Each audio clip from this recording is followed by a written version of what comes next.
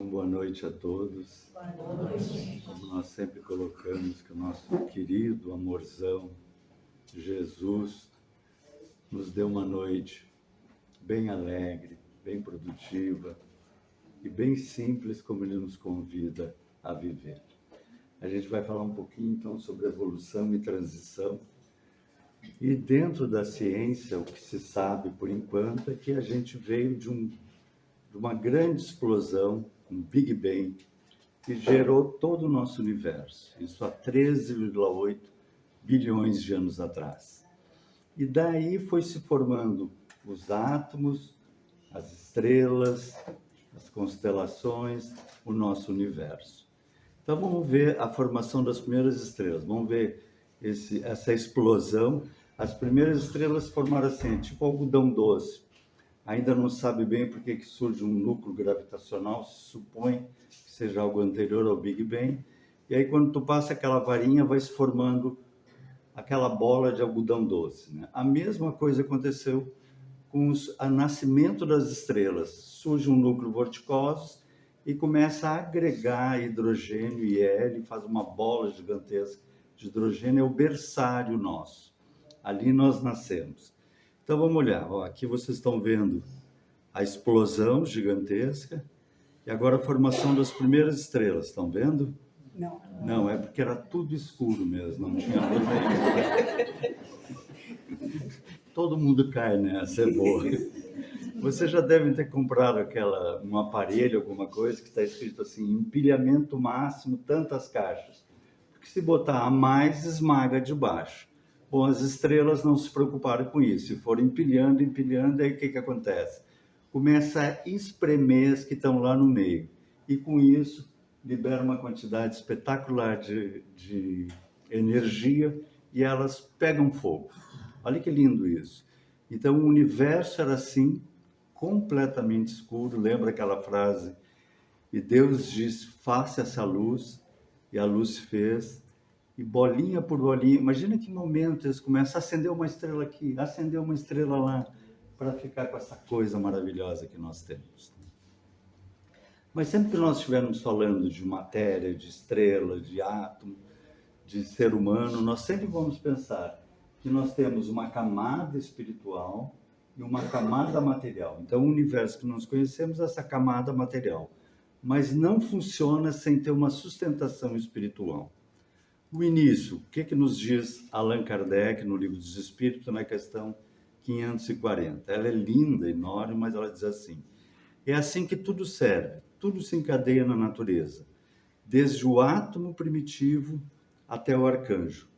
Pois o arcanjo, que é esse espírito altamente elevado, um dia foi um átomo. Então, todos nós, um dia fomos um átomo. E como eu disse, tem que ter um princípio movimentando isso. Aí na questão 23, o que é o espírito? O princípio inteligente do universo. Então Kardec tem o cuidado de não chamar de espírito, ele chama de bebê, mônada espiritual, fazendo um elétron, por exemplo, o hidrogênio, um elétron em torno de um próton. Então ela pensa e grava e aprende isso. É assim que se faz um elétron girar em torno de um próton. Claro que hoje em dia se sabe que não é tão simples assim. São 17 subpartículas ali assim. Mas enfim, nós aprendemos a girar um elétron em torno do próton. Aí o que acontece? Começamos a girar 2 elétrons em torno de 2 prótons. Nós já somos o cara, somos um hélio. Daqui a pouquinho 3 elétrons em torno de 3 prótons. Nós somos um lítio. E assim nós vamos evoluindo. Tudo isso acontecendo dentro das estrelas, porque é ali que estão se formando os componentes químicos. E uma estrela explodiu perto da nossa estrela, aqui que tem 5 bilhões de anos, o Sol. Ele balançou e cuspiu um pouco de matéria, assim. Ficou uma coisa assim, que claro, eu vou dar um up no processo para terminar nessa coisinha bonitinha que nós conhecemos aqui. Mas na verdade eram bolas de fogo, uma batendo na outra, se despedaçando. E aí nós entramos na sublime transição. A Terra, por exemplo, era uma bola de fogo e tinha um outro planetinha, Theia, que era outra bola de fogo, que cruzou o caminho da Terra e elas se chocaram. E hoje nós temos Theia dentro da Terra. Olha que coisa mais espetacular isso. E imagine um planeta bater em nós e entrar dentro da Terra, sair um pedaço de terra para tudo que era lado, e aí com os núcleos gravitacionais que tem no universo, aqueles fragmentos começaram a se unir, foram se unindo e nasce a Lua. Olha que coisa perfeita, né? No exato tamanho, no exato distância para que nós tenhamos as marés, as colheitas, tudo perfeitamente organizado pelos engenheiros siderais, nos diz André Luiz, né? Mas daí a Terra, então, é um planeta primitivo, né? Fogo aqui, fogo na Lua lá, mas parado não, tudo evolui. Quando vocês acordarem de manhã e ver aquele silêncio, aquela quietude, a graminha está evoluindo, os passarinhos estão evoluindo, tudo está evoluindo, e nós estamos evoluindo com uma força indescritível, que é Deus em nós nos impulsionando. E aí nós vamos desenvolvendo na física, isso é física, pessoal, um físico diz, não que eu vou dizer que uma pedra pense, mas um cristal tem uma estrutura informacional maior que um basalto. Vejam, evolução na pedra. O que a pedra está fazendo? Evoluindo, né? E aí surge a 3,7 bilhões as primeiras arquibactérias, as procariontes, depois criam um núcleo, ficam eucariontes, e com uma coisinha chamada lá cloroplastos, surge as células vegetais. E a Terra, que era assim, começa a ficar assim. Eu estou sendo meio rápido, né? Porque isso aí leva algum tempinho, mas começa nos mares e depois entra para a nossa estrutura. E depois surge um outro tipo de célula que se move, que tem um flagelo, um rabinho, que é a célula animal. E elas se unem de novo nos mares, vão surgindo os primeiros animais, até sair na nossa terra, saem da água e vêm para a terra. E surge então o animal na face da terra, e desses animais tem um que também evolui, se adianta, e é o nascimento do homem na terra. Que, claro, levou todo um período, assim. O nosso ancestral aqui é de 25 milhões de anos. O Procons tem 15 milhões de anos, o Australopithecus 3 milhões de anos, assim vai indo, até chegar a nós que somos o Homo sapiens. Mas então nós estamos nessa postura, como Homo sapiens, caçadores-coletores. Então a gente só fazia isso. A gente andava em grupinho de 20, não falava, só grunhia, né? Se visse alguma coisa, como é que, por exemplo, os pré-históricos falavam estrela cadente? Vocês sabem? Tá, isso é uma piada. Mas era mais ou menos assim a coisa, né? E com isso, a gente andava no máximo em 20 indivíduos, porque se fosse mais, eles se pegavam a pau, ninguém se entendia. Então eram aqueles grupos de 20 caçando o que achava para comer, pegando raiz, pegando frutinho. E quando encontrava outro grupo, aí era aquele ambiente fraterno, assim, né? Matava e comia, né? Nós éramos extremamente queridos, né? Nem se preocupem que a nossa bondade era imensa, né?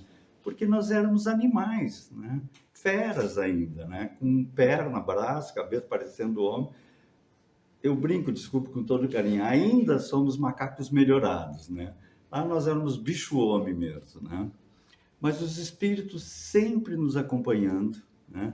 E André Luiz, no livro Evolução em Dois Mundos, esse livro fantástico, ele coloca assim pela psicografia do Chico Xavier.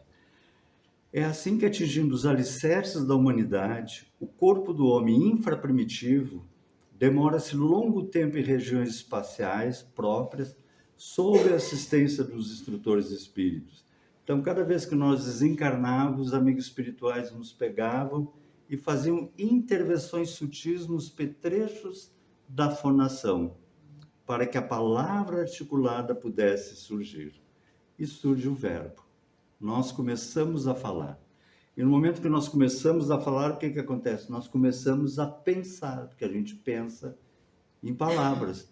E começamos a entender o outro. E aí começamos a capacidade de simbolizar, pensar em viver em grupos maiores. Surgem as primeiras aldeiazinhas. E aí então André, de uma maneira poética, falando um assunto profundo através do Chico, ele fala poeticamente, desligado lentamente dos laços mais fortes que os prendiam às inteligências divinas, ali tutelar o desenvolvimento, porque até então nós éramos animais instintivos, assim como o beija-flor vai ser beija-flor até morrer, assim como o bem-te-vi vai fazer ninhozinho de palha e vai morrer, o João de Barro vai fazer aquela vida, e nós tínhamos aquela vida, crescia, comia, reproduzia, morria, comia, crescia, caçava, reproduzia, e aí a gente começa a falar, começamos a ser, tá, agora deixa eles começar a caminhar sozinho, começar a pensar sozinho. Olha que momento na nossa caminhada, desligado lentamente, é como a criancinha que vai sendo levada pelo braço, depois a gente começa a soltar as mãozinhas para ver se sai. Para que se lhe afirme as diretrizes próprias, sente-se sozinho, esmagado pela grandeza do universo. Percebe que não mais pode obedecer cegamente aos impulsos da natureza ao modo dos animais, mas sim que lhe cabe agora o dever de superar-lhe os mecanismos. Foi então que, se reconhecendo ínfimo e frágil diante da vida, compreendeu que perante Deus, seu Criador e seu Pai, estava entregue a si mesmo. Nós ganhamos a liberdade. E com isso, o princípio da responsabilidade também surge para nós. Que até então nós éramos feras, agindo como feras. Agora a gente começa a pensar e ter responsabilidade sobre as ações. E aí, nesse momento que nós ainda somos feras, grotescos, brutos, completamente ignorantes, recém começamos um verbo provavelmente muito primitivo, há uma sublime transição. De planeta primitivo, nós viemos para o planeta de provas e expiações. A gente ouve muito falar isso, mas só para um resuminho, assim, o que é provas e expiações? Prova é como colégio, porque aqui é uma escola, né? Então vai lá e vê se tu agora acerta isso aí, então aí a gente vem e tenta para ver se acerta, tal, mas daí o vizinho começa a incomodar e a gente tentando acertar e o vizinho infernizando, e a gente mata o vizinho, né?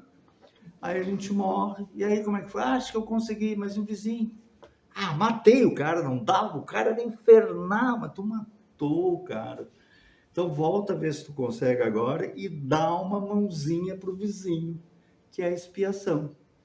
Só que a gente nunca sabe quando nós estamos em prova, expiação, ou o terceiro fator que nós vivenciamos, a missão, que é quando nós resolvemos fazer por amor, não temos nenhum compromisso, fazemos por amor. Olha que lindo, nós já estamos nesse nível também. Então, às vezes, é missão. Quando vocês saírem daqui agora, chegar em casa, tiver aquela barriga vendo televisão, é missão, pessoal. É puro amor que vocês estão dedicando naquele processo. Assim. E aí, o Paleolítico, até 10 mil anos, nós começamos daí, tendo grupo maiores, a plantar, a domesticar animais. E aí, o que acontece no Neolítico? O nosso amigo aparece. Quem é o nosso amigo? Ele sobe o morro, olha e diz, bah, mas a plantação deles é mais legal que a minha. Bah, mas eles têm mais animaizinhos domesticados que eu. Conhece a história? O que acontece? Começam as guerras, né? Porque o do vizinho é sempre melhor que o da gente, né? Aí começa guerras, agressividade, violência, patriarcado. E é nesse momento que são enviados novos espíritos para impulsionar a nossa cultura, o nosso conhecimento, o nosso saber, a nossa postura, que surge dentro da vida algo que a arqueologia, a paleontologia não consegue explicar, que é um salto evolutivo. Nossa história é assim, nós estamos assim, com barraquinhas de couro, e de repente, de uma hora para outra, nós estamos assim. Castelos espetaculares, roupas finíssimas, escrita, algo inexplicável, que os espíritos nos colocam que nós evoluímos, tudo evolui no universo. E os planetas em volta de outros sóis, de outras estrelas, também evoluem. E em Capela, na verdade, não exatamente a estrela de Capela, mas na constelação do Cocheiro, existia uma estrela de 6 bilhões de anos em que o povo daquela terra ali em volta daquele planeta estava evoluindo e alguns não queriam evoluir. É mais ou menos assim, alguém daqui sair em algum boteco daqueles cheio de gente com cachaça, assim, vai lá e diz assim, tu não quer ir lá assistir uma palestrinha? Ele vai lá, né? Porque ele não quer, né? E tem uns que não querem a fraternidade, não querem o amor, não querem dividir as coisas, não querem se dedicar, não querem um dar uma força para o outro. como nós estamos vivendo hoje em dia a Terra, né? Essa coisa do bem e do mal que nós chamamos, mas aqueles que já acordaram para a fraternidade e aqueles que ainda estão presos no umbigo de ganhar poder, dinheiro, né? Que a gente conhece essa história, né? Então, lá em Capela, esses espíritos revoltados, ou em Aldebaran, também estava acontecendo a mesma coisa, Jesus vai lá e diz assim, olha, então eu vou dar uma terra para vocês recomeçarem lá, aí lá vocês podem fazer o que quiser, porque essa aqui tem que evoluir. E eles sempre irritados, porque essa turma é sempre ansiosa, irritado, orgulhoso, prepotente, está sempre sofrendo. E aí Jesus traz eles, e foi assim, diz Emmanuel no Caminho da Luz, que Jesus recebeu a luz do seu reino de amor e justiça, aquela turba de seres sofredores e infelizes. Não te deixarei, nem te desampararei. Ele vem cuidando de nós desde aquela época. E aí de Aldebaran vem chineses, japoneses, coreanos, de Capela vem o grupo dos árias, dos egípcios, o povo hebreu, as castas da Índia. Vou ser rápido por causa do nosso tempo. A Índia é onde iniciou toda a religião e a filosofia. A gente fala muito em ET hoje em dia. Vê se isso aqui não é um ET, pessoal. Naquela época nós estávamos lá de roupa de pele de animal, né? Caçando, coletando, fazendo as primeiras, aparecem essas criaturas, assim, com essas roupas, com esses penteados, com essa vestimenta, dominando a aritmética, a geometria, a filosofia, a religião, vieram de algum lugar, né? O grupo dos árias também, que eu mostrei aquela foto, são os sumérios. Há 7.000 anos atrás, é a primeira civilização ocidental conhecida, eles já chegaram com escrita. Ele tem, se alguém gosta dessa área, Gilgamesh ou Enkidu, vocês encontram em qualquer parte, é só botar na internet, Enkidu. É um poema histórico e psicológico profundíssimo, escrito em tábuas de argila, falando todo o mecanismo interno da criatura humana.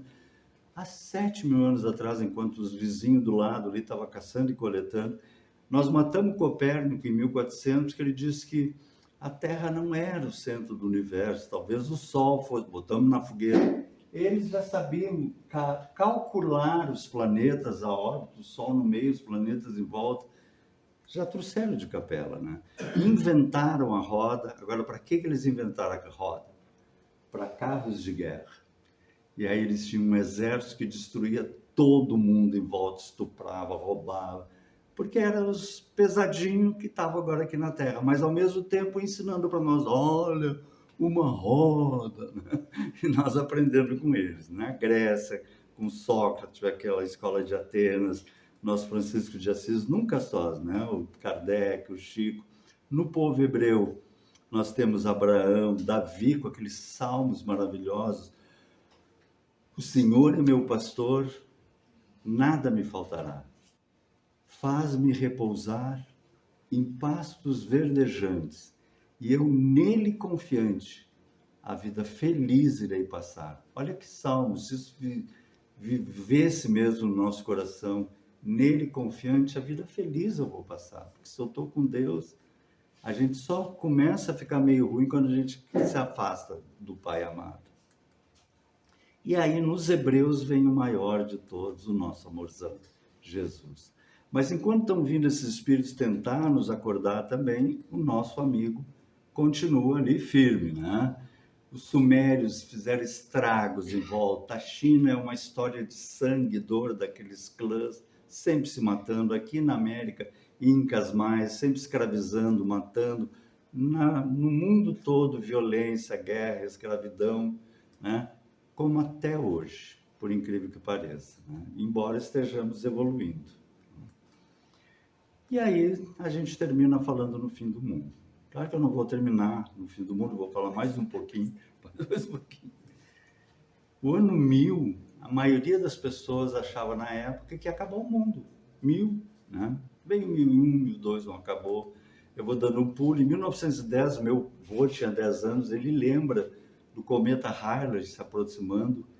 Isso é história, vocês pesquisem. Milhares de pessoas na Terra se mataram para não morrer. Eu estou até agora tentando entender esse mecanismo. Acho que chegaram lá, mas não bateu, não dá para voltar agora, vai ter que esperar um pouquinho. Em 14 se achava que era o caos da Primeira Guerra Mundial. Depois veio a queda da Bolsa de Nova York. Foi fome, desemprego, recessão em toda a Terra. Todos sofreram. Era o fim do mundo. E aí veio a Segunda Guerra, muito pior, que quase todos os países se envolveram. Eu, quando era jovem, a gente estudava, tinha uns cabelão, assim, botava vela, tinha bem coisa de hippie, década de 70, e ficava lendo o Apocalipse e as profecias de Nostradamus. Era a época da Guerra Fria, início da década de 70 ali. Então já estava ali no Nostradamus, a gente podia ler, 1984 era a Terceira Guerra Mundial, já estava todo mundo esperando o fim do mundo.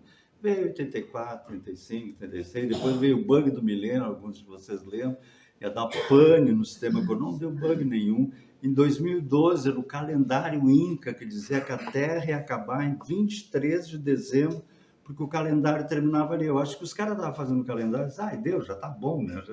Aí, vai acabar o mundo, né? Passou 24 dias lindo, depois veio a data limite de 2000. Esses 4 últimos fins de mundo eu fui a todos, eu não sei vocês, mas eu estava lá, assim, né? E se fala muito nesse processo do desequilíbrio, né? Agora essas enchentes terríveis que atingiram a minha casa em Porto Alegre, tá? Embora agora eu tenha aposentado morando aqui em Rui Teixeira. A minha filha está morando lá, 2 metros e pouco na casa dela, cidade baixa, nem precisa dizer, né? E se sabe que foi por causa do El Niño. E aí a gente diz assim, mas isso é o fim do mundo, é o aquecimento global. Quando é que surgiu o El Niño? Pessoal, em 1800 eles já estavam calculando o El Niño.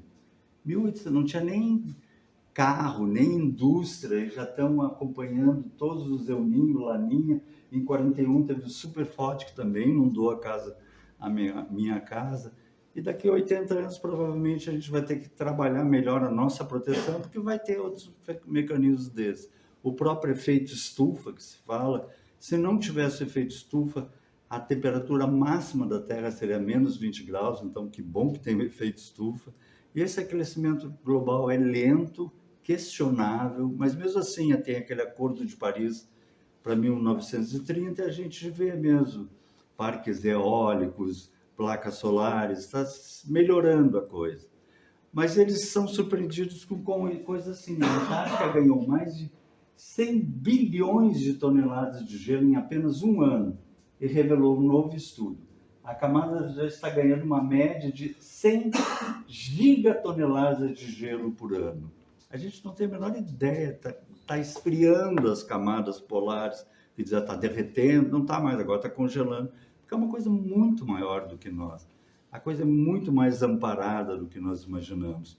E agora, monitorando o Sol, que agora a gente consegue monitorar mais, que o Sol às vezes fica mais intenso, menos intenso durante os séculos, já se sabe que agora vai vir um auxílio do Sol de 2030 a 40, que vai ter a mínima de Mulder, vai gelar a Terra, vai acabar com qualquer sombra de aquecimento global. Olha que coisa maravilhosa, né? O norte, a Europa, lá vai congelar bem mais, vai ser nevasca. Nós aqui no sul vamos botar uma regata, uma cachecol e tá bem a coisa, assim, não tem problema, né? E nós seguimos a sublime transição, então, de planeta primitivo para planetas de provas e expiações, e agora nós estamos entrando num mundo de regeneração. Nunca sós, pessoal, sempre amparados. Eu enviarei um Consolador, nos diz o nosso amorzão. E ele nos manda a doutrina espírita através de Kardec. E Kardec coloca na Gênesis, vocês lembram, são chegados os tempos, dizem-nos de todas as partes, marcados por Deus, em que grandes acontecimentos se vão dar para a regeneração da humanidade. É, pois, da luta de ideias que surgirão os graves acontecimentos anunciados, e não de cataclismas ou catástrofes.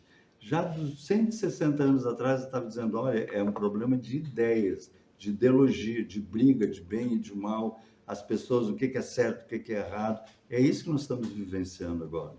Hoje não são as entranhas do globo que se agitam, são as da humanidade. A gente agora realmente tem que optar se a gente quer ser lerdo, pacato, bobalhão, irritado, falando mal dos outros, ou se a gente quer ser uma pessoa leve, tranquila, sem ansiedade. O ansioso nunca está onde se encontra, né? E essas pessoas assim, estão sempre sofrendo aquelas coisas, eu tenho que ir para o passo, eu tenho que ir para o passo, eu tenho que ir para o passo, eu tenho que ir lá para a casa espírita. Aí chega na casa espírita, que hora eu passo, que hora termina a palestra, que hora eu tenho que ir embora. Então nunca estão em paz. E alguns vão percebendo que se pode viver em paz. Para que os homens sejam felizes sobre a terra, é necessário que ela seja povoada por bons espíritos. E eles estão encarnando agora um monte. Emmanuel já encarnou o Guia do Chico, estão encarnando Chopin, vários artistas, vários cientistas. Aquela turma da Grécia, ela vai dar um impulso nesse terceiro milênio, que vai ser lindo de ver. Eu já vou estar desencarnado, mas enfim. Já aqueles que praticam o mal e que o sentimento do bem não atinge, sabe aqueles que ainda estão empedernidos no poder, no dinheiro, na roubalheira, na maldade, nas vilas, a gente vê aqueles bala na cara, aquelas coisas de meu Deus, né? Não sendo mais dignos da terra transformada, dela serão excluídos, como já estão sendo agora, pois seriam um obstáculo ao progresso. Então está se renovando, eles estão ganhando uma nova terra para começar de novo, como Sumério, inventar a roda, fazer a festa deles. Na questão 798, Kardec pergunta: o Espiritismo se tornará crença comum ou ficará sendo partilhada como crença apenas por algumas pessoas? E os Espíritos dizem: certamente que se tornará crença comum, porque está na natureza e chegou o tempo que ocupará lugar entre os conhecimentos humanos. A gente já vê nas universidades as cadeiras de espiritualidade e saúde, enfim. E aí Kardec põe uma notinha, as notas do Kardec são assim maravilhosas. Mas ainda haverá durante 2 ou 3 gerações um fermento de incredulidade que só o tempo dissipará. Vamos fazer agora um jogo de datas do que os espíritos estão tentando nos dizer. O Kardec era da classe alta, que a média era 50 anos, né? Ele vivia indo nos concertos na casa de Chopin, enfim.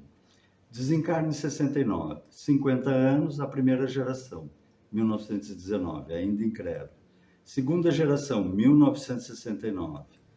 E aí Chico, no ano 2000, escreve assim: se uma guerra não vier nos próximos 20 anos, ele sabia que não ia vir, mas ele estava indo aquela coisa de guerra nuclear, a Terra será agraciada com conquistas notáveis no campo da ciência. E segundo cremos, também no setor social. E a gente vê a ciência agora encantadora na medicina, em tudo, né? A Terra está dando um boom a partir de 2019. E aí Kardec escreve na Gênesis: a nova geração, a quarta, devendo fundar a era do progresso, olha que impulso novo, distingue-se por uma inteligência e uma ração geralmente precoce. O nosso amigo, ele veio me dar um abraço, né? São umas feras, com essa idade são umas feras, assim, né? Somadas ao sentimento inato do bem e das crenças espiritualistas. É o sinal incontestável de um certo grau de adiantamento interior. Eles já vêm com uma bagagem, com um conhecimento que dão 10-0 na gente, né? E o Ismael, governador da terra, do Brasil, em 1831, nesse livro Brasil, Coração da Pátria, ele coloca assim, faz uma preleção: irmãos, expôs ele, o século atual, como sabeis, vai ser assinalado pelo advento do Consolador à face da Terra. Ele já está falando que vai surgir o Espiritismo em 31, foi surgir em 57. Né? Nesses 100 anos se efetuarão grandes movimentos preparatórios dos outros 100 anos que hão de vir. Olha só, já sabia dos 200 próximos anos, já está tudo planejadinho. A gente fica esperando, Deus, onde é que a gente vai? Jesus está coordenando tudo, está tudo planejado. As rajadas de morticínio e dor avassalarão a alma da humanidade no próximo século, que foi aquele primeiro lá, Primeira Guerra Mundial, Segunda Guerra Mundial, Guerra no Vietnã, dentro dos imperativos das transições necessárias que serão o sinal do fim da civilização precária do Ocidente, aquela civilização orgulhosa, prepotente. O advento do Consolador vem em 1857. 100 anos, 1957. Mais 100 anos que ele fala, 2057. E olha o que o Chico escreveu em 1956, pessoal. Penso que em 2057, nossos alicerces se mostrarão mais sólidos. A ciência terá acordado para deveres mais amplos e estará, com a ajuda de Deus, dando humor forte à religião para as nossas conquistas definitivas do espírito. Olha que evolução. A Terra terá sofrido mais um pouco, provavelmente com as guerras e renovações que virão inevitáveis, e por isso mesmo revelar-se-á mais compreensiva e mais bela. É a Terra que está se formando aqui para nós. Isso em 56. O Bocelli, aquele grande cantor, ele tem a Fundação Bocelli, que atende todas as partes da Terra, ele diz assim: a humanidade conheceu tempos muito mais difíceis que esse. E era, pessoal, era guerra, não tomava banho, não tinha dentista, era um horror, uma sujeira. Por isso temos que olhar para frente com muito otimismo, porque esse tempo também vai passar. E a gente lembra daqueles primeiros cristãos, a gente fica pensando, puxa, por que eu já não seguia Jesus naquela época?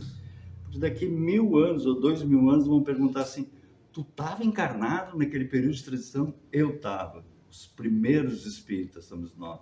Jogo duro, estamos aqui, né? Lutando, fazendo as coisas, mas trabalhando com Jesus, cheio de alegria no coração, sempre acompanhados por espíritos que nos impulsionam, caminhando com alegria. Olha a brutalidade que nós éramos. Não tomava banho, comia carne crua, não se vestia de... Nós éramos horríveis.